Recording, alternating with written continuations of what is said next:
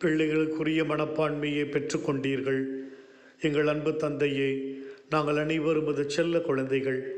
எங்களை தந்தைக்குரிய பாசத்தோடு தான் நீர் அனுதினமும் வழிநடத்தி கொண்டிருக்கிறீர். நீர் உமது அன்பிலிருந்து யாரையும் வேறுபடுத்தி பார்க்கவில்லை. ஒரு தந்தை தன் மகனை நேசிப்பது போலத்தான் நீர் நேசித்தீர்.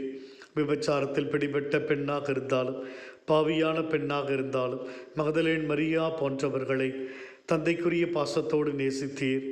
உண்மையான தந்தைக்குரிய அன்பை, கருணையை அனுபவித்தவர்கள் தங்கள் வாழ்க்கையை மாற்றிக்கொண்டனர். தன் மகன் வீட்டுக்கு போவது போல நீர் சக்கையின் வீட்டுக்கு சென்றீர். ஒரு தந்தை மகனிடம் உன் வீட்டுக்கு வருகிறேன் என்று கூறுவது போல நீர் சக்கையின் வீட்டிலே போய் உணவுண்டீர். தொழுநோயாளியும் மகன்தான், பர்த்திமேயும் அது பிள்ளைத்தான். ஒரு தகப்பன் தன் பிள்ளை அனுபவிக்கும் வழியை, கஷ்டத்தை பார்க்க பொறுக்க மாட்டாமல் உடனடியாக ஓடோடி வந்து உதவுவதைப் போல நீர் உண்மையாய் இருக்கிறீர். தந்தைக்குரிய ஸ்தானத்தில் நீ இருக்கிறீர்.